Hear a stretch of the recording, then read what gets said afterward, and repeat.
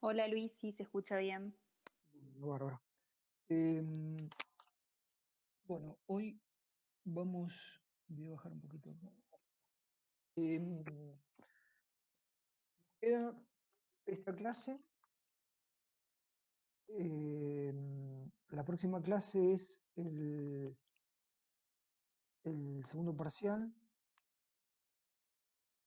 El día martes, antes del parcial, me comentaron las chicas Romina y Anabela que van a dar clase de repaso. Eh, los temas del parcial son consolidación y estado de flujo de efectivo.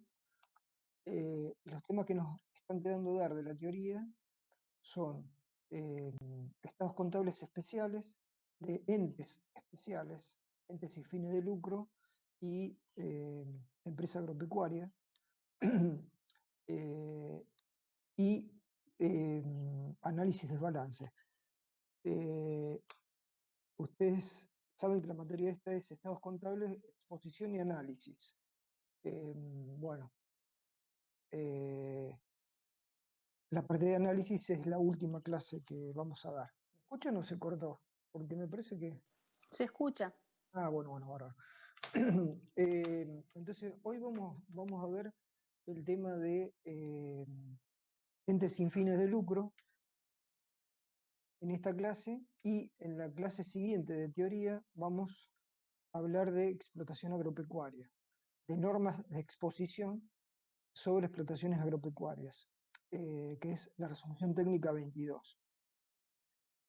Em, Como introducción les digo que este tema, el tema de exposición para entes sin fines de lucro, eh, por ahí no se le da mucha importancia, pero resulta que empezamos a hacer agua. Sobre todo me pasa a mí porque he tenido consultas de algunos de ustedes cuando empiezan a trabajar, que generalmente se acerca algún club de barrio, algún club de fomento, alguna asociación, eh, para que le hagan los papeles, ¿no? Y resulta que se encuentran que no saben cómo, porque siempre han estado armando balances para eh, sociedades o para empresas, ¿no? Entes con fines de lucro. Pero cuando llegamos a entes sin fines de lucro, ahí empezamos a tener dudas. Incluso les digo que hasta yo mismo muchas veces tengo dudas, y ahora les voy a explicar por qué surgen esas dudas. Primero les voy a tratar de exponer, eh, compartir una filmina. Ustedes me van a decir si logran verla. Todavía no ven nada, ¿no? No, Un minutito.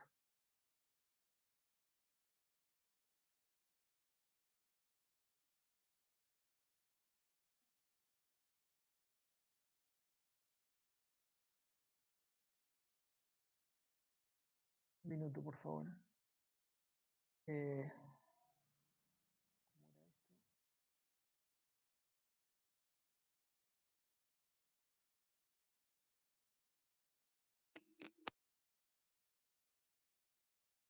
¿Se puede ver ahora? todavía no. ¿Nada ven ahí? Nada, yo nada.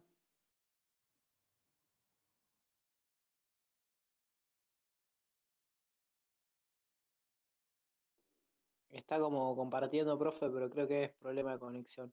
Pues aparece el dibujito de estás compartiendo pantalla, pero no Ajá. aparece el contenido. A ver.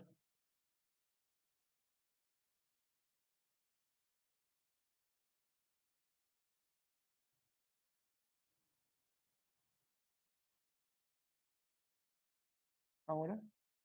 ¿Nada? Lo mismo que recién te dijeron, Luis. Aparece como que estás compartiendo, pero no sale nada. Bueno, esperen que voy a cerrar y voy a abrir de vuelta todo. Ah, yo por lo menos lo que veo, profe, es que te aparece el triangulito como que no tenés señal, que es problema de conexión. A ver.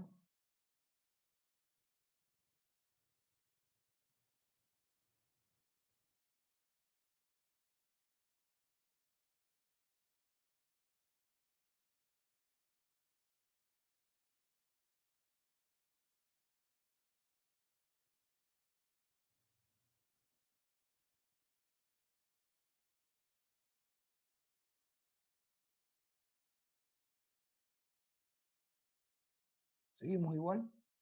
Sí, Luis, sí, igual.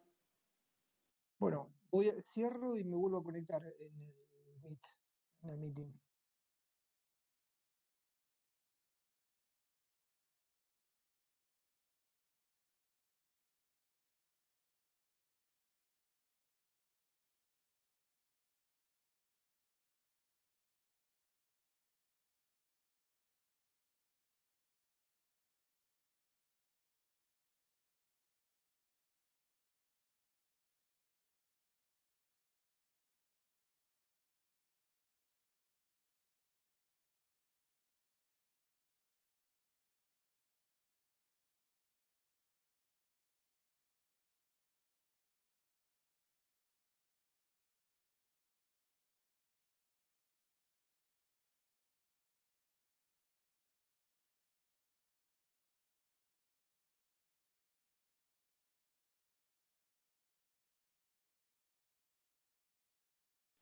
Ahí está Luis.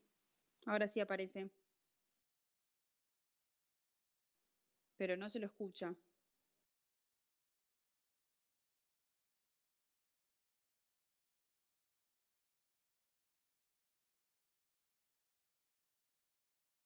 ¿Ahí se me escucha? Sí, ahí se escucha y se ve.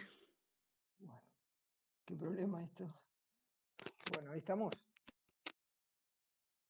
RT11, RT24.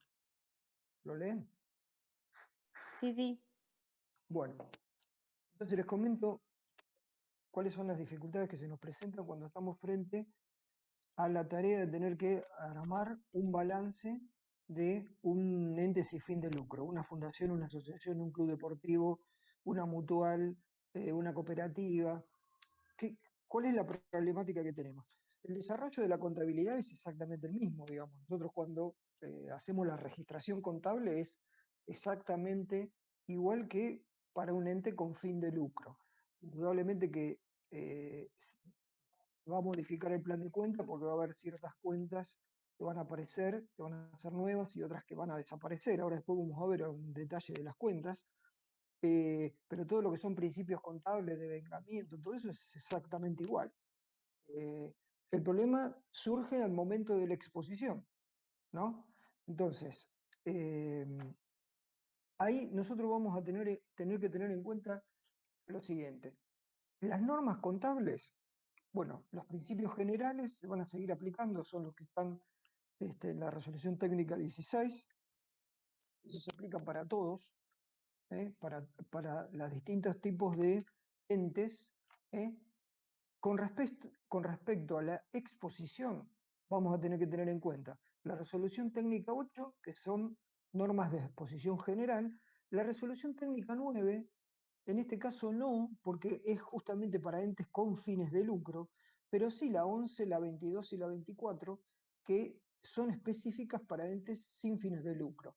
En el caso de la 11, abarca una serie de instituciones, que ahora la vamos a ver, salvo las cooperativas que están eh, plasmadas en la resolución técnica 24, especialmente, y en la resolución técnica 22, eh, ahí no estamos hablando de entes eh, sin fines de lucro porque justamente la 22 es referida a explotación agropecuaria y salvo que sea una fundación que explote un campo, bueno, son todas con fines de lucro, entonces tanto la 9 como la 22 están referidas a entes con fines de lucro, la 22 específicamente para una explotación agropecuaria, agrícola o ganadera o mixta, que esa la vamos a ver la próxima clase, me interesa verla puntualmente, porque en nuestra zona, nosotros, muchos de los balances que cerramos están referidos a una actividad agropecuaria, y tiene una forma especial de exponerse porque se trabaja con activos biológicos. Incluso em, hay ciertas normas de evaluación también dentro de la RT22. Las normas de evaluación en general están en la RT17, en la 41 y en la 42. nosotros vamos a tener que trabajar con este bagaje de normas contables, pero vuelvo a repetir, para entes sin fines de lucro no tenemos en cuenta la RT9 y la RT22. Sí, la 8 como norma general, la 11 y la 24 para las cooperativas. Valuación 17, 41 y 42. Además, vamos a tener que tener en cuenta las disposiciones de cada consejo profesional referido a este tipo de entes. Yo acá puse el Consejo Profesional de Ciencias Económicas de la provincia de Buenos Aires, Consejo Profesional de Ciencias Económicas de la Ciudad Autónoma de Buenos Aires. Si la fundación o el ente está ubicado en la provincia de Buenos Aires y nosotros tenemos que certificar un balance de un ente sin fin de lucro en la provincia de Buenos Aires, lo vamos a tener que haber confeccionado exponiéndolo de acuerdo a la normativa esta, pero también teniendo en cuenta si existe alguna disposición específica para esos entes en cada una de las jurisdicciones donde vamos a presentar el balance. Por ejemplo, en la provincia de Buenos Aires depende del tipo de ente que se presente. Por ejemplo, en todas existe la obligación de emitir dictamen. No se puede presentar una certificación literal. ¿Qué es esto de dictamen y certificación literal? Ustedes lo van a ver cuando vean la materia auditoría, porque cuando se presenta los estados contables que van a ser utilizados por terceros, esos estados contables tienen que ir acompañados por un dictamen o informe de contador público independiente. Ese informe, que solamente va firmado por el contador que certifica el balance, tiene que pasar por el consejo profesional y el consejo lo que va a hacer es certificar la firma del contador. Es decir, va a colocarle una oblea o un sello, bueno, ahora se está haciendo de manera virtual la presentación, que avala que ese contador que está certificando, está emitiendo ese dictamen, es un contador matriculado, es decir, que se ha recibido en una universidad pública, ha cumplido con los planes de estudio, tiene título habilitante, está matriculado, y entonces eso le da una fuerza legal al informe que se está presentando, al balance que se está presentando. Bueno, muchas veces, digamos, esos informes pueden ser donde uno emite una opinión, como contador emite una opinión, es decir, tuvo que haber auditado el balance, investigado que la información que está ahí adentro es correcta y representa razonablemente la realidad del ente, o puede emitir una certificación literal que es simplemente decir, bueno, esto que está acá que se presenta sale de los libros. Yo miré los libros y dice exactamente lo mismo, pero no estamos emitiendo una opinión respecto de si esa información es correcta o no. Simplemente decimos, esto sale de estos libros que estuve a la vista. En un momento en la provincia de Buenos Aires se podía presentar para este tipo de organismos certificaciones literales, donde uno no tenía que hacer una auditoría del trabajo. Actualmente no, todas tienen que ir con dictamen, es decir, con informe en donde se emite opinión. Entonces, lo que sí tiene, por ejemplo, la provincia de Buenos Aires es una disposición en donde los costos de esa presentación, que cuando uno hace la presentación al consejo, en el consejo hay que pagar el trámite de presentación y aparte el ente tiene que justificar que pagó los honorarios o que el contador cobró los honorarios para hacer esa certificación. Que eso en realidad es en beneficio de los contadores, ¿no? Porque es como que está obligando a la persona que está presentando, a la empresa que está presentando el balance, pagar los honorarios, ¿no? Porque uno tiene que emitir, hay una nota diciéndole cobré estos honorarios, incluso hay un honorario mínimo para cobrar. En ese caso, en la provincia de Buenos Aires, por ejemplo, hay ciertas entidades que tienen un gasto de certificación que es más económico que el de una empresa. Bueno, todas esas son cosas que a lo mejor no hacen a el armado del balance, pero sí hacen eh, a cómo tenemos que cumplimentar el trámite de la certificación del balance. ¿Por qué? ¿Y por qué hay que hacer un balance? Hay que hacer un balance porque estas son personas jurídicas que generalmente están controladas por distintos organismos, yo lo puse acá abajo, en donde hay determinadas disposiciones administrativas de esos organismos, por ejemplo, la Dirección Provincial de Personas Jurídicas, en la provincia de Buenos Aires, la Inspección General de Justicia, en la capital federal, para las fundaciones, para las asociaciones civiles. Por ejemplo, el INAES es aquel organismo del Estado que controla las cooperativas y las mutuales. Entonces, todos estos organismos del Estado emiten también normativas, disposiciones, resoluciones que nosotros tenemos que conocer, ¿no? Entonces, tenemos todas las normas contables, las disposiciones que establece cada consejo profesional respecto de esos entes, que pueden existir disposiciones o no. Tenemos que investigar antes de hacer la presentación. Normas legales. ¿Por qué? Porque existen leyes. ¿eh? La ley de cooperativas, la ley de mutualidades, las asociaciones civiles y fundaciones están plasmadas dentro del Código Civil y Comercial de la Nación. Entonces, tenemos que conocer todo este bagaje de información para poder presentar, para poder armar el balance, digamos, exponerlo y luego hacer la presentación. ¿Por qué? Porque estos organismos, la Dirección de Personas Jurídicas, la Inspección General de Justicia, el INAES, exigen, entre otros, ¿no? Debe haber otros más. Estos son los que yo conozco, o que se me ocurrieron poner. Exigen que los balances de esas entidades sin fines de lucro sean presentadas en estas instituciones.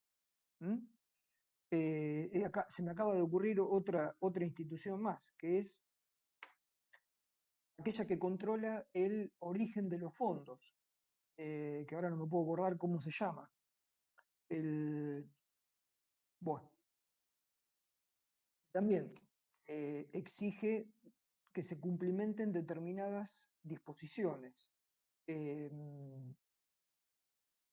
Bueno, ahora no me sale el nombre del organismo del Estado que controla aquellos organismos que, no, aquellas entidades que hacen manejo de fondos por encima de determinadas cantidades, en donde el contador certificante tiene que dar y tiene que informar si se ha cumplido o no con las normas de lavado de activos, lavado de dinero. Bueno, como verán, es una maraña de normativas y disposiciones que hacen que cuando uno viene los muchachos del club de la esquina de tu casa y te dicen, che, no me harías el balance del club porque tengo que presentarlo a determinada entidad o me van a dar un subsidio o la cooperadora del colegio. Bueno, uno se mete en un bolón que tiene que entrar a analizar todas estas cosas. Y bueno, por ahí uno está más familiarizado con el trabajo que se hace con las empresas, que son los balances más comunes que uno les toca armar. No sé si alguien me quiere hacer alguna pregunta o me quiere hacer algún comentario respecto de esto, tuvo alguna experiencia.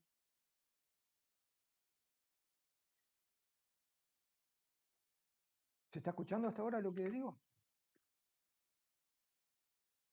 Sí, Luis.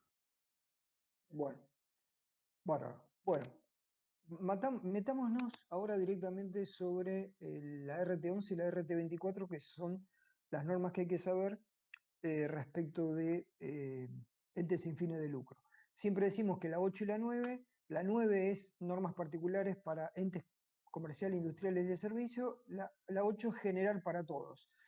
Todo lo que no esté establecido en las resoluciones técnicas 9, 11 y 24, tenemos que ir a la RT8 y cumplir con ella, con respecto a qué cuadros presentar, qué estados, cómo presentarlos, de qué manera presentarlos. Entonces, arrancamos, bueno, las normas particulares complementan las normas generales. Esta es la norma general, estas son las normas particulares, la 11 y la 24 para entes sin fines de lucro. La RT11. La resolución técnica 11 fue modificada por la 19, la 25 y la 40. Si uno lee la disposición, ya estas modificaciones están incorporadas en la RT11. Si ustedes la bajan de internet o la ven, yo creo, estas después se las voy a subir, ¿no?, en la plataforma, ya están actualizadas con los agregados que han hecho la 19, le han hecho la 19, la 25 y la 40. Entes sin fines de lucro. Yo acá lo que he ido haciendo es ido tomando párrafos importantes de la resolución técnica, la subí a la filmina, la copié en la filmina y resalté aquellas cosas que me parece que son importantes tener en cuenta y que generalmente son las que cuando uno va a hacer una pregunta, o, ya sea para el parcial, una pregunta de teoría, algo siempre se cae sobre esto. ¿eh? Cabe destacar que la consideración de entes sin fines de lucro, claro, está referida a qué cosa, a qué destino se le dan a los resultados. Ya que si es un ente con fin de lucro, lo que se busca es obtener ganancias y que los dueños se lleven, en la distribución de las utilidades, se lleven esas ganancias. En los casos de estos entes no se persigue lucro, generalmente se persigue algún otro fin, justamente que no es lucro cultural, social, deportivo, de ayuda mutua, de protección mutua, ¿eh?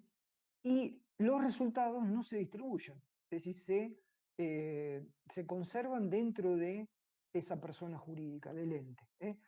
En este caso, los entes cooperativos no están alcanzados por la norma, por la RT11, sino que están alcanzados por la RT24.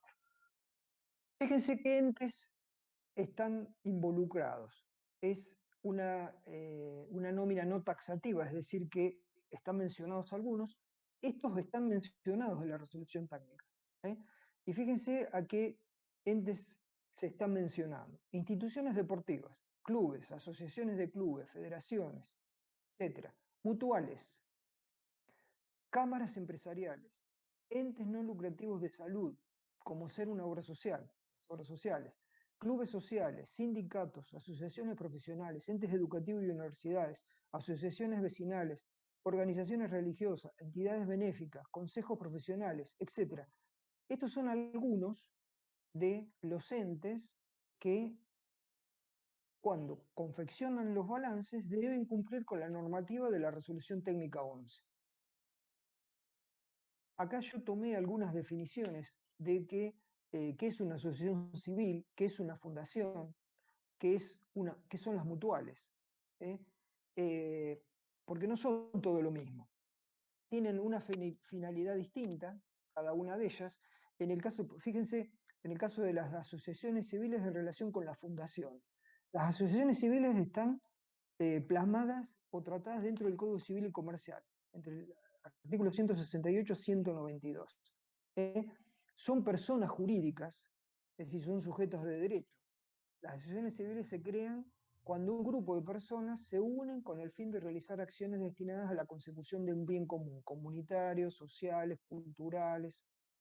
Sus actividades se llevan a cabo sin fines de lucro, sin propósito de lucro, no pueden perseguir el lucro como fin principal, ni pueden tener como fin el lucro para sus miembros o terceros. Son personas jurídicas que requieren la autorización del Estado para funcionar y se rigen por la disposición del Código Civil. El Estado tiene especial atención sobre este tipo de organizaciones porque muchas veces se han usado estas organizaciones, asociaciones civiles, fundaciones o mutuales, como una manera de disfrazar una actividad lucrativa. Vieron que siempre se habla de que la fundación de fulanito de tal, el Estado descubrió que por ahí se escondía dinero para no pagar impuestos y al final en realidad favorecía la misma institución. O se usaba la figura de una mutual para lavar dinero. El organismo ese que yo no me acordaba cómo se llamaba es la UIF, que es la de delitos financieros, la que controla delitos financieros. Entonces, asociaciones civiles, las fundaciones, dice la fundación, son personas jurídicas que se constituyen con un objeto común sin propósito de lucro mediante el patrimonio de una o más personas. Es decir, que en este caso la fundación, digamos, el patrimonio original de la información, de la fundación puede ser de una única persona. ¿eh? Mientras que en una asociación civil hay un grupo de personas que se unen con un objetivo común, que no es justamente ganar dinero, y que establecen una cuota social, una cuota de ayuda, que ese va a ser sus ingresos. Los recursos que obtienen, los obtienen de ahí, ¿eh? Eh, con la finalidad de cumplir con el objetivo que persiguen, ¿no? Social, cultural. La fundación también puede ser para algo benéfico, la fundación, pero puede ser que el origen de los fondos provengan de una única persona que destina parte de su patrimonio para constituir una fundación. En el caso de las mutuales, se denominan mutuales a aquellas organizaciones constituidas libremente sin fin de lucro por personas inspiradas en la solidaridad. Las mutuales tienen como origen este tipo de organización que se han dado en otros países, generalmente en países europeos. Entonces aparecen acá en la Argentina distintos tipos de organizaciones con esta figura, como por ejemplo la mutual de la sociedad española, la mutual de la sociedad italiana, que buscan, son personas que tienen un mismo origen o tienen un origen por la ciudadanía de sus padres o la propia, que se han instalado en la Argentina, en nuestro país, y se unen en este tipo de organización para ayudarse mutuamente. Es decir, ayudar a los de la comunidad italiana, la comunidad española, nombro esta porque son las que generalmente escuchamos, ¿no? Y que tienen distintos tipos de finalidad, ya sea para atentar la salud, como un coseguro de salud, para ayuda mutua, ayuda mutua me refiero a cualquier tipo de cuestiones financieras. eh, bueno, hay mutuales con distintos tipos de servicios. Fíjese que dice concurrir al bienestar material y espiritual mediante una contribución periódica. Uno paga una cuota. Acá, por ejemplo, qué sé yo, en Pergamino, los que estamos en Pergamino, está la mutual de los ferroviarios. Entonces, acá se la llama de mala forma el banquito ferroviario. En realidad es una mutual en donde uno se asocia a la mutual y tiene por ejemplo, puede adquirir, hay una proveeduría en donde uno puede adquirir electrodomésticos, existe lo que se llama ayuda mutua, es decir, uno puede sacar un préstamo y generalmente ese préstamo está a una tasa subsidiada. ¿Por qué? Porque este tipo de organizaciones tienen beneficios impositivos, no pagan impuestos, bueno. Ojo que siempre el Estado está intentando controlarla para que a través de esta mutual no se haga ningún tipo de desfalco, lavado de dinero. Entonces por eso está el INAES, que es el organismo que controla las cooperativas y las mutuales. ¿Hasta acá me van siguiendo? Sí, sí, Luis. Bueno, muy bien. Entonces, vayamos a la resolución técnica 11. ¿Qué estados contables hay que presentar? Los básicos, igual que si fuera una entidad con fines de lucro. El estado de situación patrimonial, el estado de resultado, en este caso se llama estado de recursos y gastos, no se llama estado de resultado. Estado de recursos y gastos. Estado de evolución del patrimonio neto, que también tiene una particularidad, en este caso porque la parte de resultados acumulados va a tener otro nombre. Acá no vamos a hablar de pérdidas y ganancias, sino que hablamos de superávit o déficit, y el estado de flujo de efectivo, con la particularidad de que en el estado de flujo de efectivo, ustedes recuerdan que hay una parte del estado de flujo de efectivo que es la parte de las causas operativas del movimiento de fondos, se podía presentar utilizando el método directo, el método indirecto, ¿Recuerdan eso? Que había tres sectores en el estado de flujo de efectivo. Está el sector de la parte operativa, la parte de financiación y la parte de inversión. ¿Recuerdan eso? Sí, sí. Sí, sí. Bueno, en este caso, en el caso de los entes sin fines de lucro, la resolución técnica 11 exige que en los movimientos operativos, o las causas del movimiento de fondos operativos, se haga por el método directo, no por el indirecto, en donde en el método directo hay un detalle analítico de cómo ha sido la causa de variación del efectivo. ¿Y por qué lo exigen de esta manera? Lo exigen de esta manera porque ellos entienden, o se entiende, de que el movimiento de fondos en este tipo de entidades es fundamental. Es importante conocer el movimiento de fondos. Es más, es muy probable que en la contabilidad de este tipo de organizaciones uno trabaje más por lo percibido que por lo devengado. ¿Mm? Generalmente te traen, bueno, mira, esto es todo lo que pagamos, esto es todo lo que cobramos, es decir, hay una eh, en realidad no hay ventas, porque no se vende nada, salvo que exista una venta puntual de un bien de uso que por desafectación, o que en un momento específico se haya decidido para juntar fondos, hacer una, no sé, una actividad donde se venda algo, ¿no? Pero si no, generalmente los recursos surgen de la cuota que pagan em, los asociados. En el caso de las mutuales ya cambia ahí, porque la mutual va a depender a qué actividad tenga, porque si es, por ejemplo, una mutual que tiene una proveeduría, bueno, ahí sí hay ventas, compras, bueno, va a haber devengamientos, pero en la mayoría de los casos se maneja más por lo percibido que por lo devengado esto. Entonces el estado de flujo de efectivo toma una importancia especial. ¿Eh? Y por eso se pide que el estado de flujo de efectivo se haga utilizando el método directo y no el indirecto en el sector de las causas operativas. En CABA se permite a aquellos entes que tengan creo que son ingresos menores a 1 millón de pesos, ahora no recuerdo bien, se permite que se utilice el método indirecto en el caso de el estado de flujo de efectivo.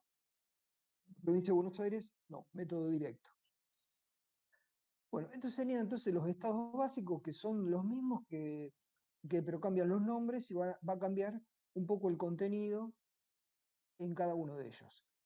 Eh, digamos, acá esta parte de la normativa dice que se puede aplicar una cierta flexibilización en el caso de los rubros que deben utilizarse. Por ejemplo, dice adicionar o suprimir elementos de información teniendo en cuenta su importancia. Es decir, son cosas que no son demasiado importantes, bueno, se podrán, no hace falta detallarlas, se usará una cuenta general, por ejemplo. Son gastos de poca significación. Introducir cambio en la denominación, apertura, agrupamiento de partidas, utilizar paréntesis para indicar cifras negativas, bueno, toda una serie de flexibilidades que hay, porque en realidad no estamos hablando de empresas ni seguramente son organismos, entes que manejen una cantidad de dinero muy significativa. Generalmente son pequeñas, eh, pequeños entes, digamos, de movimientos, algunos importantes, pero no con la envergadura que tiene una empresa. Entonces existe una pequeña flexibilización en el armado de esto. Como siempre, bueno, el estado de situación patrimonial, acá la normativa lo llama balance general, activo, pasivo y patrimonio neto. Fíjense qué interesante esto. Bueno, en el caso de caja y banco, inversiones, y es exactamente lo mismo que en una empresa con fines de lucro, pero en el caso de los créditos, la normativa da un detalle de qué tipo de créditos puede haber. Entonces dice, por ejemplo, en un club deportivo, las cuotas sociales a cobrar, las cuotas a cobrar por facilidades, aranceles a percibir. En este caso sí va a haber algún devengamiento, porque si hay cuotas a cobrar, quiere decir que se ha imputado como contrapartida un resultado, ¿no? En las instituciones educativas, deudores por servicio de enseñanza, matrículas a cobrar, cuotas a cobrar de la biblioteca. En un sindicato, aportes empresarios a percibir, cuotas mensuales a cobrar, subsidios a recibir. En un ente de salud, cuotas a cobrar de los pacientes, deudores de cuotas de medicina mensual, prestaciones de obras sociales a percibir.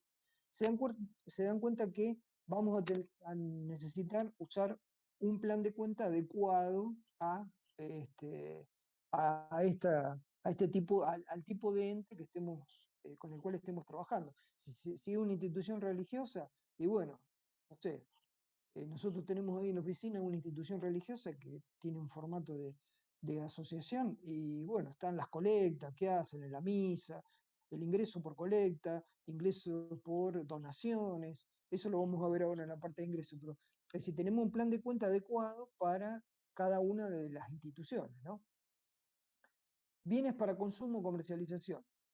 Serían los bienes de cambio, pero acá, salvo que se venda algo como por ejemplo una mutual que tiene proveeduría, se me ocurre, dice, son los bienes destinados a la venta o al consumo en el curso habitual de la actividad del ente, así como los anticipos a proveedores. Se deberá prever la distinción de sus componentes en existencia de bienes para consumo interno, existencia de bienes para bienes de cambio para su comercialización.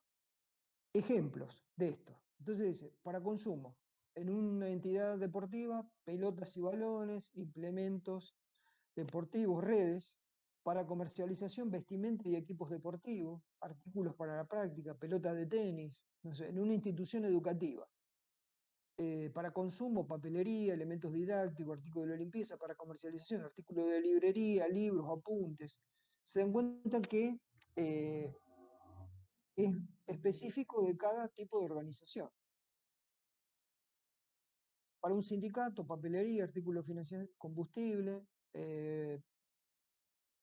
esto para consumo, para vender, artículos para el hogar, proveeduría de consumo, artículos de farmacia, en un ente de salud, drogas y medicamentos, bueno, comercialización, prótesis, material descartable, artículos de farmacia. Van a existir los bienes de uso como cualquier otro ente. Si hay algún tipo de inversión, propiedades de inversión, por ejemplo, si se tiene un inmueble, un terreno, un asentamiento o acrecentamiento de su valor, en el caso de los bienes para renta. Activos intangibles son aquellos representativos de franquicias, privilegios, de otros similares, que no son bienes tangibles. Esto es muy raro tenerlo. En el caso de propiedades de inversión, puede ser, hay instituciones antiguas, por ejemplo, que era muy común que se recibieran donaciones. Por ejemplo, me tocó durante una época trabajar en un directiva de un hogar de ancianos que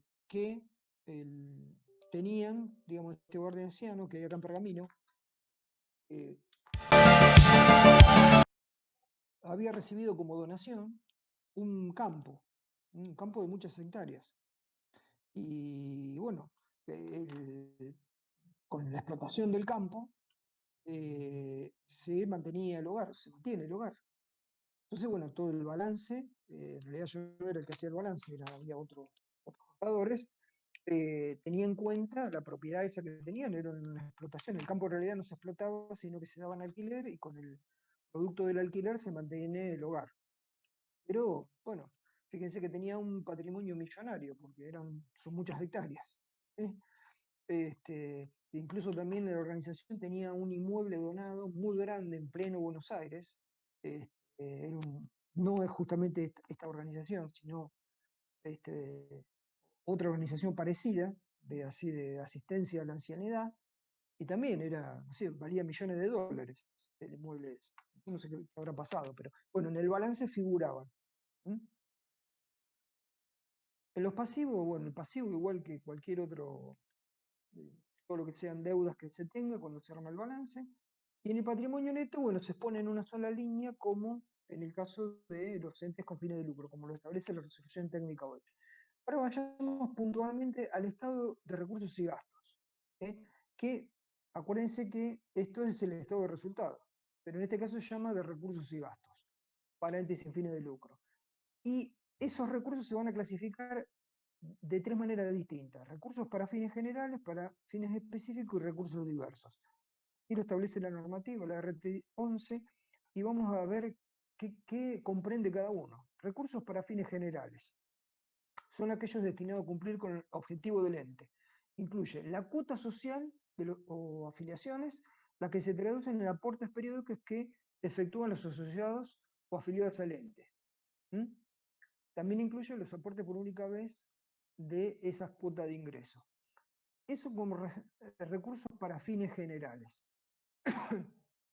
Para fines específicos serán aquellas cobranzas que se hacen para algún que tiene un destino específico. Esta contribución está constituida por los aportes recibidos destinados a fines determinados, tales como aranceles o derechos particulares para determinadas actividades. Por ejemplo, se me ocurre un club deportivo, ¿no?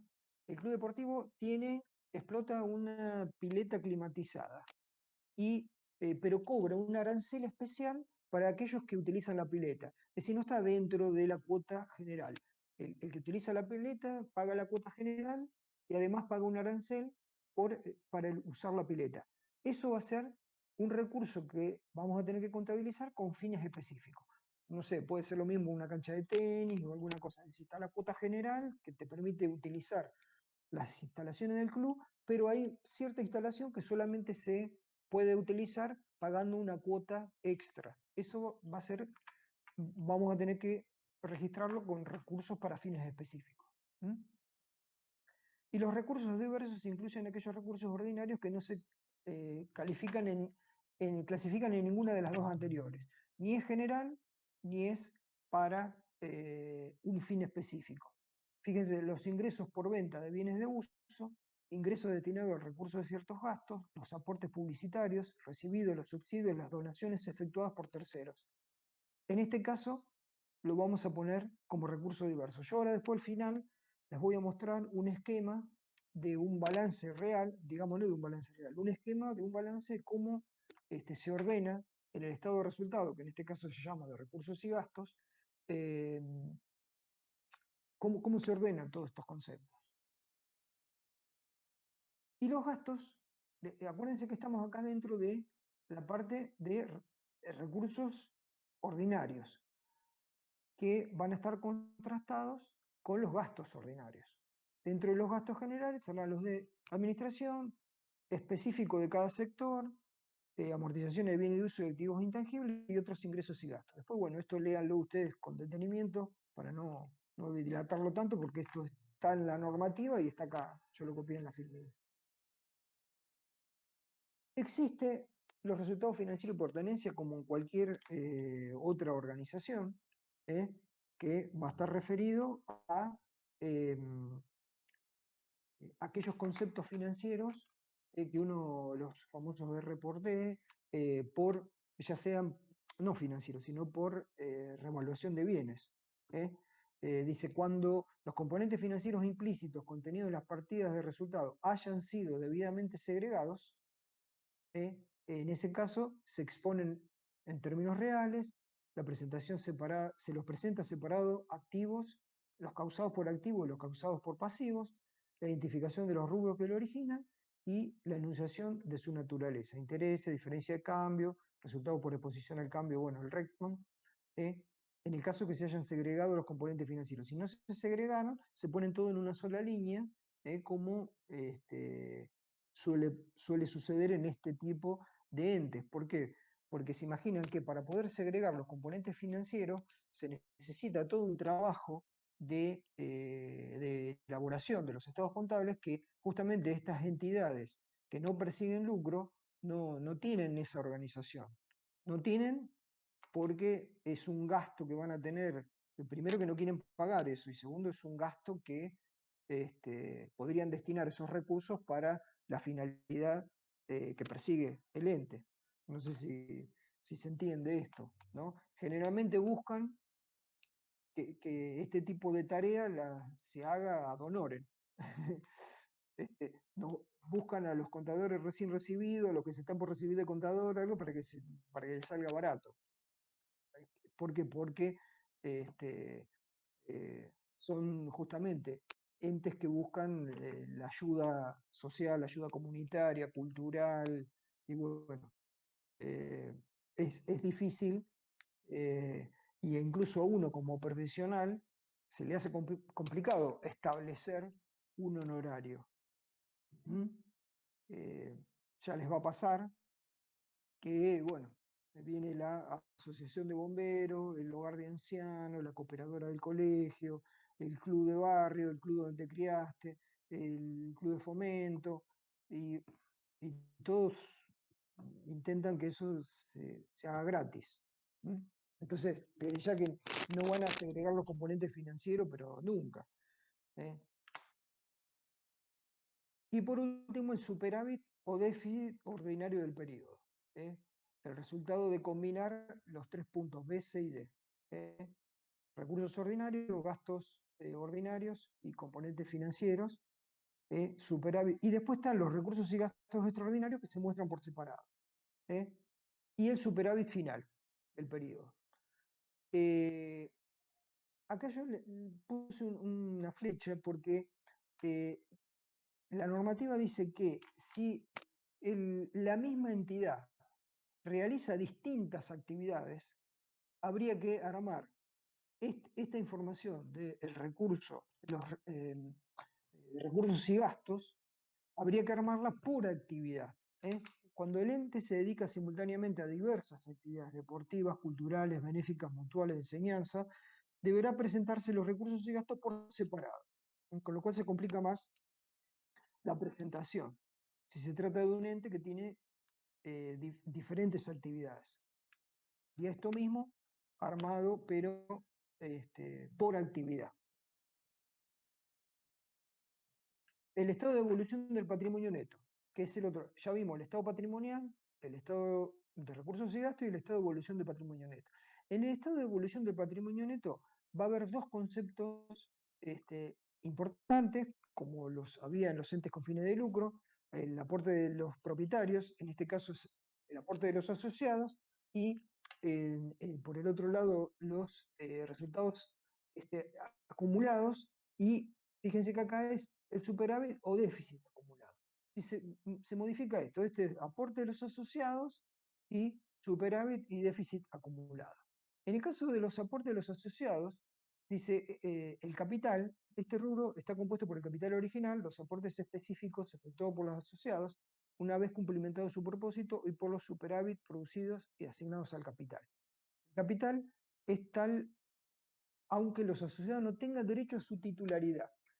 Fíjense que se lo llama así, se le llama capital, es el aporte que realizan los asociados, pero en este tipo de entidades, sin fines de lucro, cuando estas entidades terminan su ciclo o se liquidan, se disuelven, el remanente de los bienes no van a parar en poder de los asociados, sino que en el mismo estatuto que le da origen debe agregarse un apartado en donde se establecerá a dónde se van a destinar, a qué organismos se van a destinar, en el caso de que estas asociaciones se disuelvan, el producido de los bienes.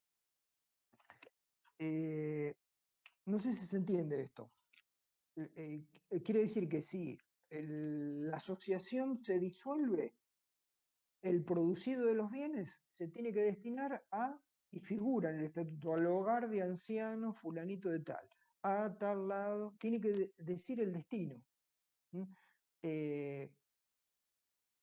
¿Me siguen hasta ahí? Sí, Luis. En cualquier organización con fines de lucro, cuando se liquida la empresa, bueno, el remanente, después de pagar las deudas, el remanente se reparte entre los asociados, entre los dueños, que serían los dueños. En este caso no se da esa situación. Igual, el estado de evolución del patrimonio neto se hace figurar el capital como si fuera el capital con derecho a la titularidad de los bienes. El capital se expone discriminando su valor nominal y el ajuste es como en el caso de los entes con fines de lucro, va a estar el capital social de la asociación y por separado el ajuste del capital. ¿eh? Junto con el capital va a estar el aporte de fondos para fines específicos. Se incluyen aquellos fondos originados en el aporte de asociados con fines específicos y destinados al incremento del patrimonio social, y no a la prestación de servicio o al desarrollo de la actividad recurrentes, tal y como los fondos para la construcción de obras de edilicia de cierta envergadura. Para que corresponda su inclusión en el patrimonio neto, los destinatarios de los fondos no deben tener que considerarse como un tercero distinto del ente. Son los mismos asociados que hacen un aporte extra de fondos y para que van a tener una finalidad específica, en este caso, no sé, para construir determinado bien. Y entonces no va a formar parte del capital, sino va a formar parte del rubro de aportes de fondo para fines específicos. Estos fondos deben transferirse al capital en la medida de su utilización. A medida que van siendo utilizados, se van a ir transfiriendo a la cuenta capital. Y por el otro sector va a estar el superávit y déficit acumulado, donde va a haber un superávit reservado, son aquellos superávit retenidos por el ente por explícita voluntad social o por disposiciones legales, estatutarias, igual que la reserva legal, nada más que se llama superávit reservado. Superávit no asignados son aquellos que todavía no han tenido un destino, como los resultados no asignados, y superávit diferidos, que son aquellos superávit que por determinadas circunstancias se han tenido revaluación de un activo, por ejemplo, por normas contables, se dejan ahí, no son ni resultados a distribuir ni capital, son aquellos superávit que en virtud de lo establecido por normas contables profesionales se imputan directamente a rubros específicos del patrimonio neto, manteniéndose en dicho rubro hasta que la aplicación de ciertas normas legales deban o puedan imputarse a superávit o déficit de ejercicio. No sé, hay una norma de revaluación de determinados bienes de uso. En ese caso, yo voy el asiento que voy a hacer va a ser el bien de uso, no sé, inmuebles a superávit diferidos. O en el caso de las empresas con fines de lucro, serían a resultados diferidos. Sería la misma figura de los resultados diferidos. Y por último, el estado de flujo de efectivo, que en el estado de flujo de efectivo, lo que les decía, debe hacerse por el método directo de presentación.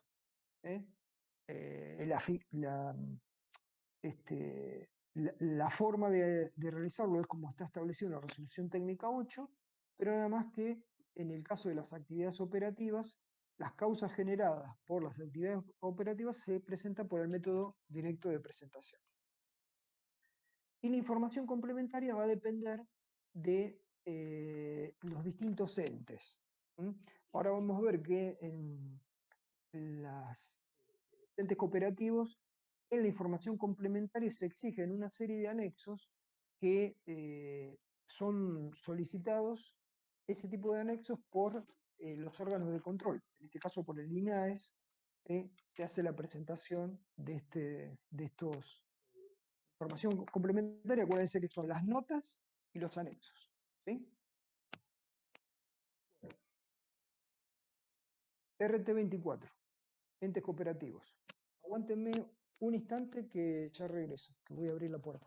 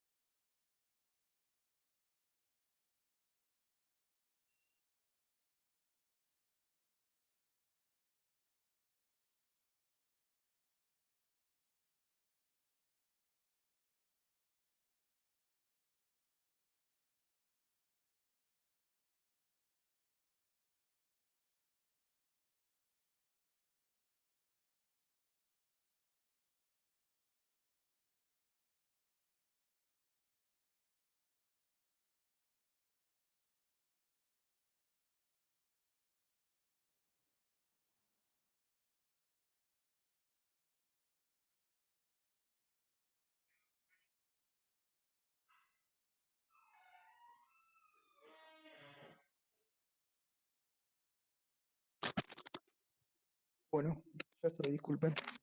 ¿Me escuchan? Sí, Entes cooperativos.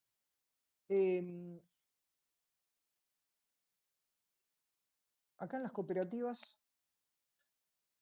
hay, si bien, digamos, está una resolución técnica específica, que es la RT24, también está la ley de entidades cooperativas y existen distintos organismos del Estado que tienen el control de este tipo de entes.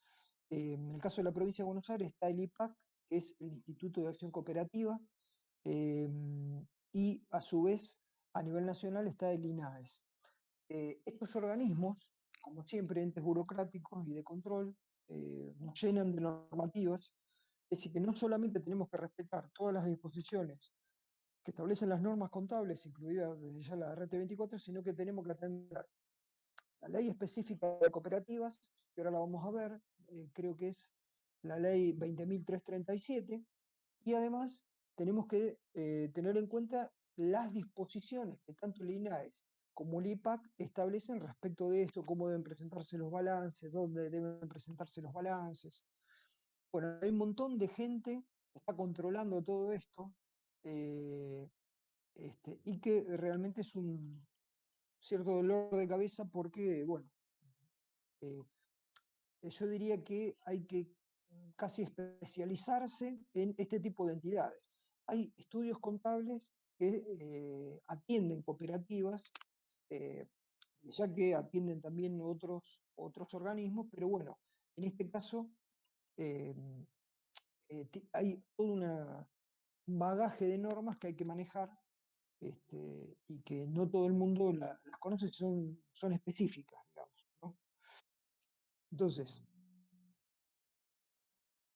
fíjense que acá yo, subrayé estos procedimientos de auditoría, porque no solamente la RT24 hace mención a cómo debe exponerse la información, sino que además establece normas de auditoría, si cómo debe auditarse este tipo de entidades, o qué eh, eh, herramientas utilizar y qué mecanismos utilizar para realizar las auditorías de este tipo de entidades.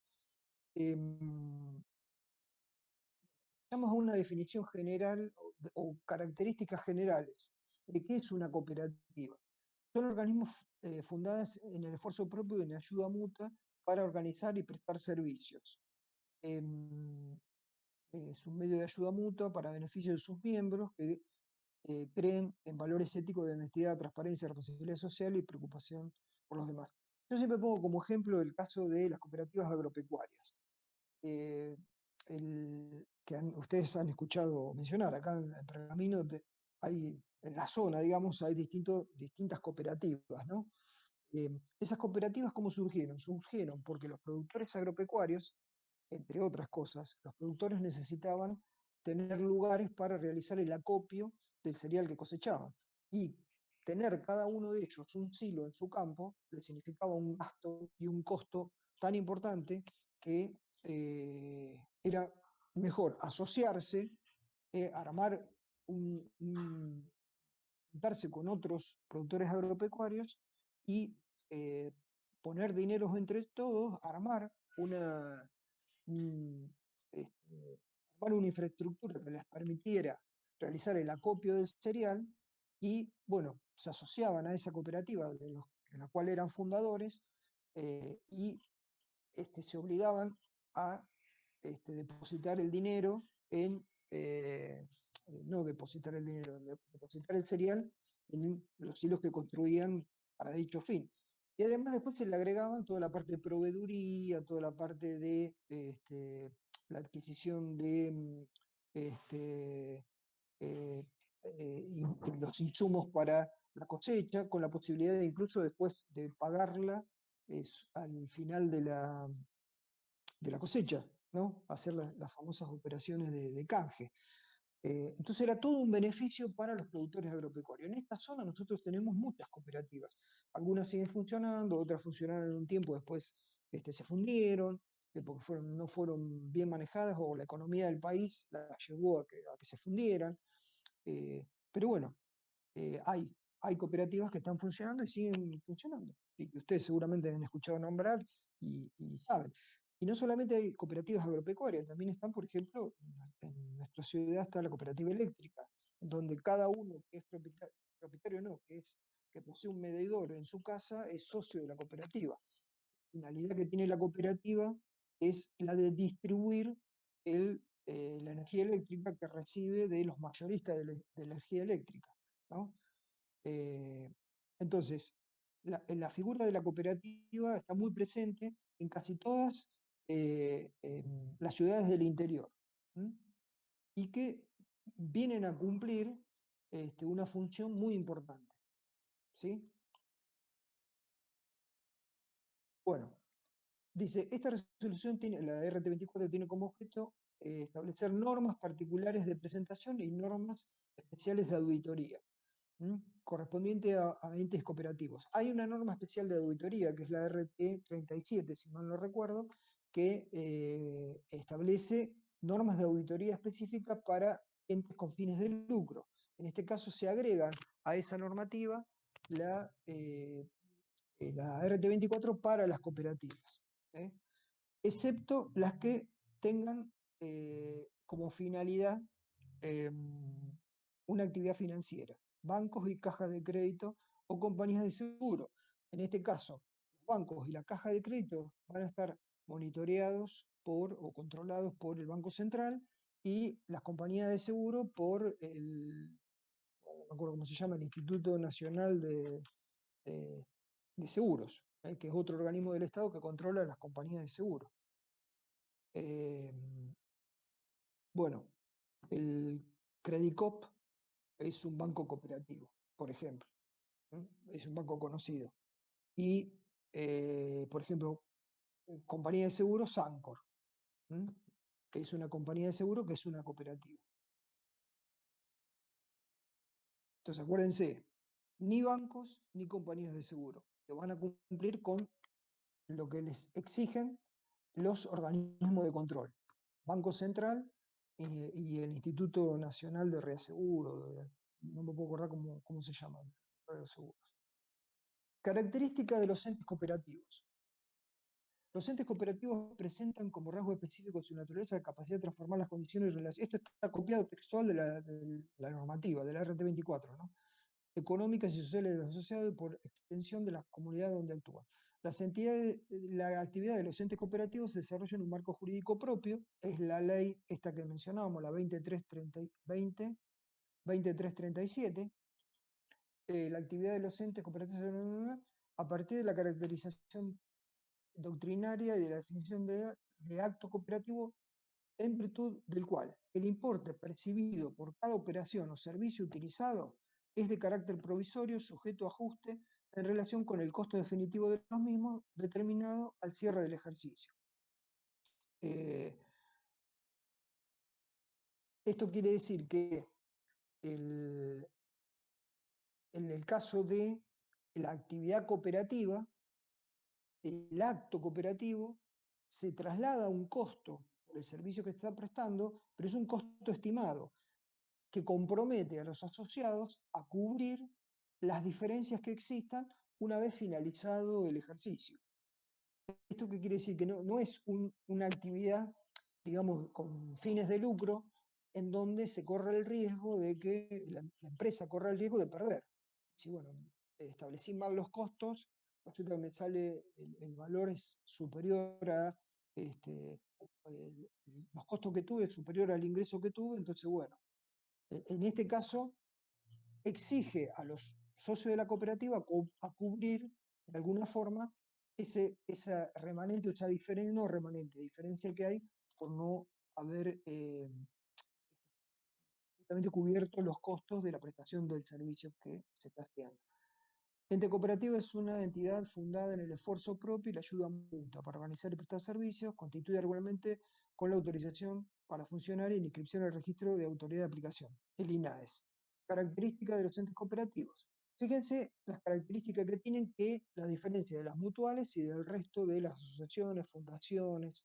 Tiene capital variable, duración ilimitada, reconoce un interés limitado de la cuota social si el estatuto autoriza aplicar excedente o alguna retribución al capital. En general distribuyen los excedentes en proporción al uso del servicio social. De la misma manera que por el acto cooperativo puede ser que en algún momento se tenga que cubrir los déficits que ha tenido, si existe algún tipo de remanente, ese remanente se va a distribuir en proporción al uso de los servicios sociales.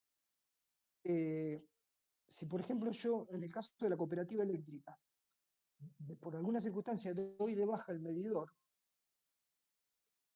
dejo de estar asociado a la cooperativa y yo puedo ir y reclamar que si ha habido algún tipo de excedente en el manejo de la cooperativa, se me restituya en función del uso que yo he hecho del servicio. Seguramente es un importe menor el que me toca, pero hay un importe que generalmente se recupera. Prestan servicios a sus asociados y a no asociados. Esta es otra característica que tienen las cooperativas. Se prestan servicios asociados y no asociados. No en el caso de la cooperativa eléctrica, porque uno para tener un medidor tiene que ser asociado a la cooperativa. Pero sí, por ejemplo, en el caso de una proveeduría, generalmente las cooperativas agrícolas también tienen el anexo de proveeduría, pero puede ir a adquirir, a comprar a alguien que no sea asociado a la cooperativa. Entonces se presta servicio al asociado y al no asociado. Generalmente al asociado se le da algún tipo de beneficio, en las condiciones que para este último caso establezca la autoridad de aplicación. Limita la responsabilidad de los asociados al monto de la cuota social suscrita, establece la irrepetibilidad de las reservas sociales, la irrepartibilidad. Las reservas sociales no pueden ser repartidas, sí los excedentes, pero no lo que se ha reservado. Se asigna un destino desinteresado al sobrante patrimonial en caso de liquidación. Bueno, esto era lo que hablamos recién de qué se entiende por acto cooperativo. Y estos son un montón de conceptos que están referidos a la actividad concreta de una cooperativa. ¿Qué es una gestión cooperativa? ¿Qué es el capital? Está constituido por cuotas sociales indivisibles y de igual valor. El mismo debe constar en acciones representativas de uno o más cuotas que revisten el carácter denominativas. Integración de las cuotas sociales. Las cuotas sociales deben integrarse al ser suscritas como mínimo en un 5% y completarse la inscripción. Sobrante patrimonial. Excedente repartible. El importe del sobrante patrimonial tendrá el destino previsto en las normas legales. Ahora vamos a ver, excedente repartible es el exceso en la estimación preventiva realizada por la cooperativa del costo de sus servicios prestados.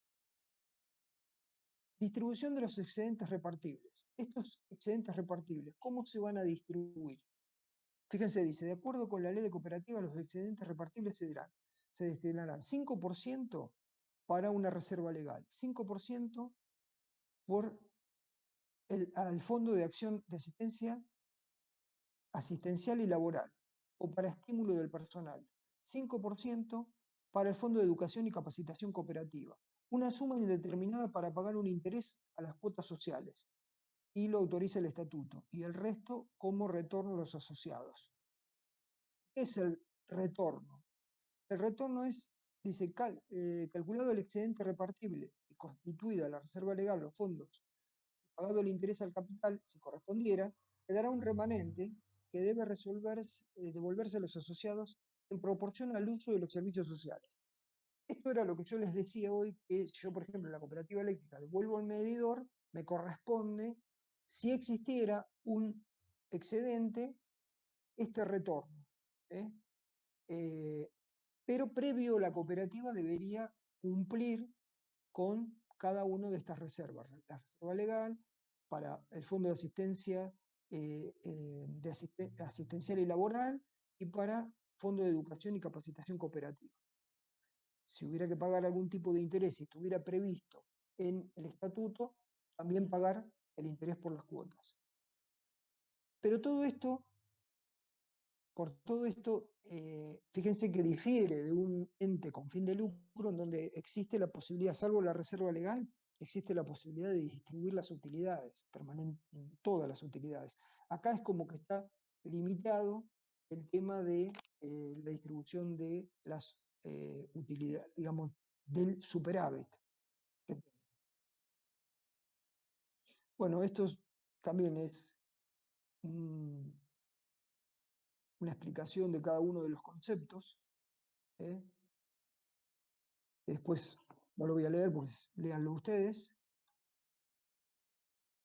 Tiene que haber una auditoría externa, una sindicatura del ente cooperativo, si así estuviera previsto. La sindicatura es una fiscalización. Le explico esto. ¿Qué es una auditoría y qué es una sindicatura? Que también pueden existir en los entes con fines de lucro. La auditoría es la que realiza, la que se contrata el ente, en este caso la cooperativa o una empresa, si fuera la auditoría de una empresa con fines de lucro, es un ente independiente, generalmente son estudios que se dedican a hacer auditoría y que lo que hace es hacer una revisión de toda la información que se está presentando y que se va a exponer a terceros, y que le da una cierta garantía, le da garantía de que esa información es correcta, porque está avalada por una auditoría externa. La sindicatura son representantes que los asociados nombran y que tienen como finalidad controlar lo que hacen los administradores. Deberían ser como los representantes de los socios. Se nombra, puede ser una sindicatura colegiada o una sindicatura única, en el caso de las cooperativas es plural, y son los representantes de los asociados y que participan de todas las reuniones que hacen los administradores, los gerentes administradores, y que van informando a los asociados cómo es que se va manejando el ente, ya sea la cooperativa, ya sea la empresa, en el caso que existiera una sindicatura, ya que no lo hacen gratis, ¿no? Se le paga, ¿sí? Bueno, estos son distintos conceptos que después léanlo y vayamos concretamente a la exposición. Para separar bien la diferencia de exposición entre un RT11 ente sin fines de lucro, RT24 entes cooperativos. Fíjense que se aplica la RT8, dice, los estados básicos deben cumplir con el capítulo 2 de la RT8 y el capítulo 2 de la resolución técnica 9. Estados e información complementaria. El estado de situación patrimonial, el estado de resultado, no estado de recursos y gastos, sino que es ese estado de resultados. Estado de evolución del patrimonio neto, estado de flujo de efectivo, información complementaria, anexos específicos. En este caso, las cooperativas tienen que cumplir con la presentación de anexos específicos, que era lo que yo les estaba mencionando hoy. El estado de situación patrimonial, bueno, igual que lo establece la RT8 y la RT9, tendrán en cada uno de los rubros se mencionará el tipo de elemento patrimonial que esté relacionado con la actividad que desarrolla la cooperativa. Si la cooperativa es una cooperativa que acopia cereal, bueno, en bienes de uso tendrán las instalaciones que permiten y el equipamiento que permite el acopio. ¿Se entiende esto, no? No varía de lo que se presenta en una entidad con fines de lucro. El artículo 42 de la ley 2337 es el que dice cómo se distribuyen los excedentes, que era lo que vimos recién, 5%, 5%, 5%, una suma, bueno, acá está repetido. Así que no lo leo. ¿Y qué se hace con el resto de la distribución? El estado de resultado. Acuérdense que era de recursos y gastos para RT11, para RT24, el estado de resultado. El estado de resultado dice, los resultados se deben clasificar en resultados por la gestión cooperativa con los asociados, resultados por la gestión cooperativa con los no asociados y resultados por operaciones ajenas a la gestión cooperativa. La normativa de la RT24 nos pide que separemos los resultados en función de cada uno de estos características o conceptos. Gestión con asociados, no asociados y ajenos a la gestión cooperativa.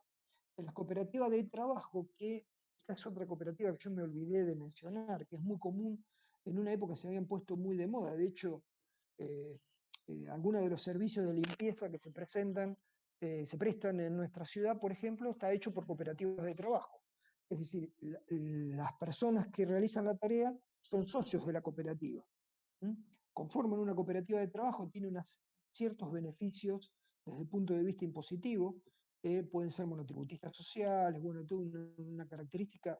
Y en lugar de ser empleados de la cooperativa, la gente que participa en la cooperativa son socios de la cooperativa, dice, la contraprestación otorgada a los asociados por los servicios prestados durante el ejercicio constituye un componente del costo del servicio prestado. Es decir, no son empleados de la cooperativa, son asociados y reciben un dinero que no es sueldo, sino que constituye costo del servicio prestado. ¿Se entiende esto? Porque hubo una época que las cooperativas de trabajo estaban muy difundidas y había muchas cooperativas de trabajo y necesitaban contadores. Y yo conozco colegas, yo no es mi caso, que han tomado como clientes cooperativas de trabajo. Y algunos han venido a preguntarme a ver cómo hacían para presentar el balance de la cooperativa de trabajo. Y bueno, lo que teníamos que hacer era ir a analizar la resolución técnica 24. Resultado por la gestión cooperativa con asociados. Acuérdense que eran con asociados, con no asociados y ajenas a la gestión cooperativa. Con los asociados, bueno, el resultado que se incluye en esta clasificación, los resultados provenientes de la organización y prestación del servicio, todo otro ingreso obtenido por o como consecuencia de los bienes afectados a actividades inherentes a la gestión. Es decir, que en este caso los resultados vamos a tener los ingresos y tendremos los gastos relacionados con la gestión con los asociados, lo mismo para la gestión con los no asociados, y por último, los resultados ajenos a la gestión cooperativa. Entonces tendremos ingresos provenientes de inversiones transitorias, los resultados provenientes de inversiones permanentes y los resultados provenientes de ventas de bienes de uso. Si tenemos que tener en cuenta en el estado de resultados estas tres situaciones. Pide que se aclare, digamos que se exponga de manera específica estas tres partes, con asociados, con no asociados y ajenos a la gestión cooperativa.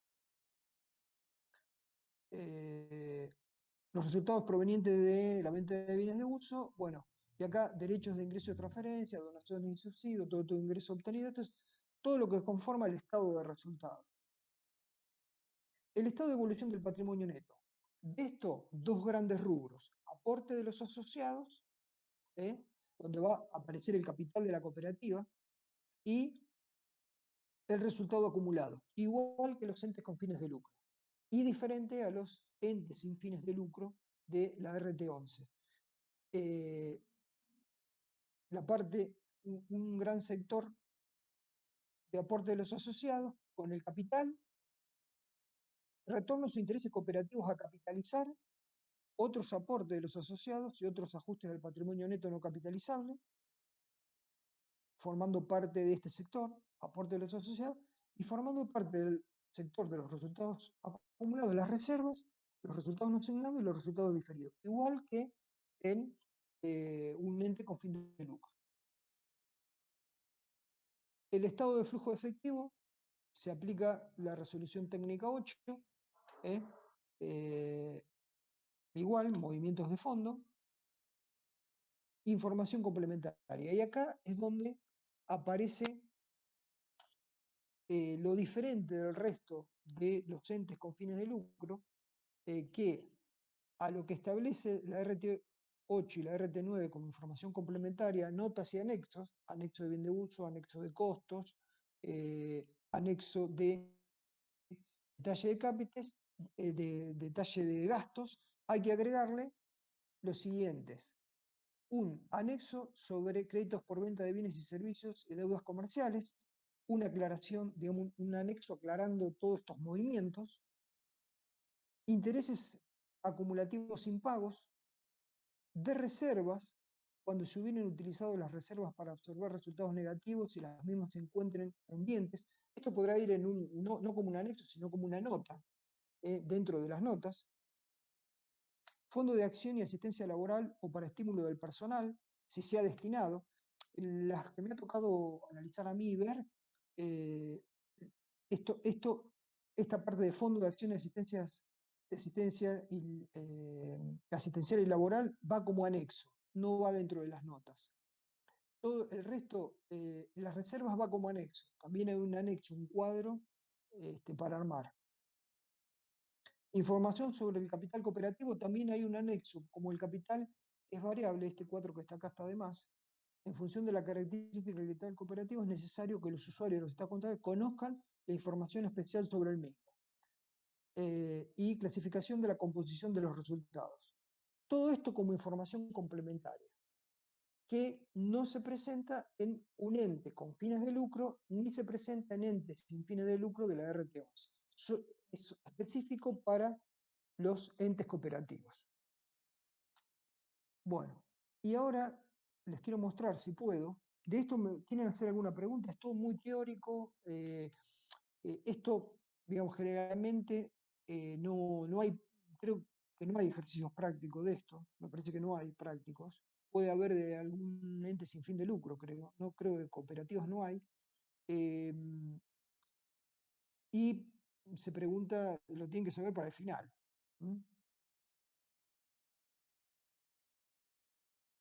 ¿Me quieren hacer alguna pregunta de esto?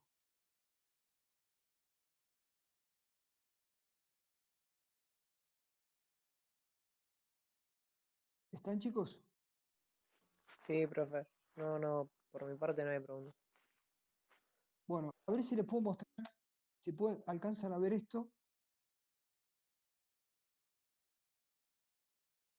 ¿Pueden verlo? Tendrías que alejarlo un poquito, profe. Bueno, yo lo veo como muy... Salvo que sea justo eso lo que estamos viendo en pantalla. ¿Cómo lo Ahí, ves?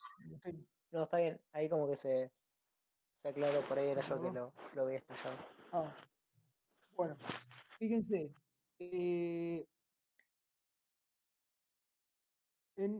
Esto lo fotocopié de un libro que yo tengo, es sobre balances, en el caso de entes sin fines de lucro.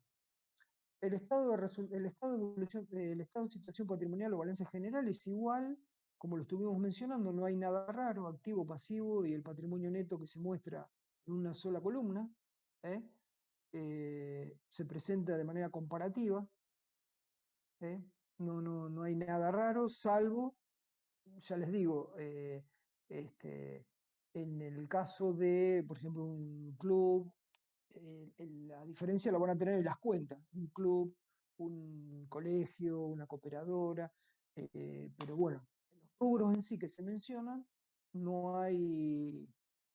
van a tener grandes diferencias.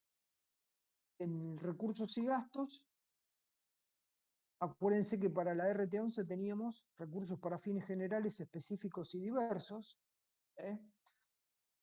Acá yo les había dado el ejemplo del club, donde se pagaba la cuota, donde para entrar a la pileta tenían que pagar una cuota extra, y recursos diversos, recursos puntuales, o una donación, algún subsidio cobrado.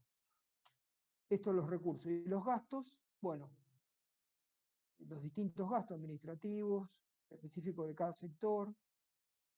Acuérdense también que existe una flexibilidad en el uso de los rubros, ¿sí? Y que el estado de resultado había que presentarlo. Sigo con el estado de resultado, no. El estado de recursos y gastos había que presentarlo tanto para la actividad ordinaria como para la actividad extraordinaria, ¿sí? Y que el resultado era superávit o déficit ordinario, superávit o déficit extraordinario y el superávit final. En este caso acá no están exentos de impuestos, así que no hay impuesto a las ganancias, no hay nada. El estado de evolución del patrimonio neto con aporte de los asociados y superávit o déficit acumulado.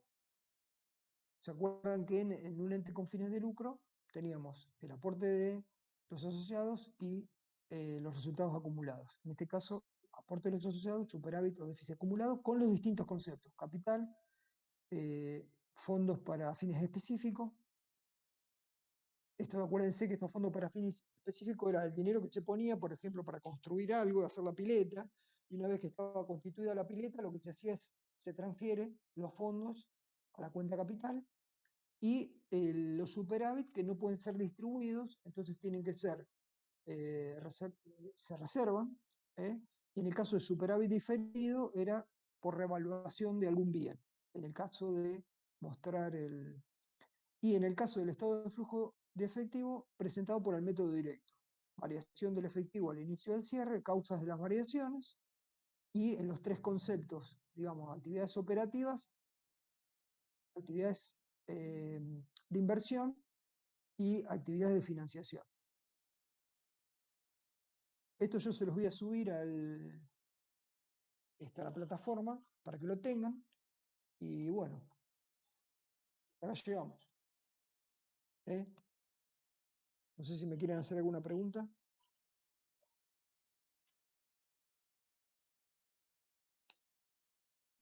¿Me están No, escuchando, profe, chicos? bien por mí. Bueno, si no hay preguntas. ¿Recibieron el material? Sí, me dijeron que las chicas lo circularizaron, el que les pasé de consolidado, ¿no? Sí, profe, Sí, lo pasaron. lo pasaron por el grupo. Bueno. Gracias. Fíjense, si necesitan antes del parcial más aclaraciones, bueno, Bien, profe. Gracias. ¿está? Bueno, Dale, listo, chicos. gracias. Gracias, profe. Bueno, muy Hasta bien. luego, buen fin de semana. Bueno, igualmente, para ustedes.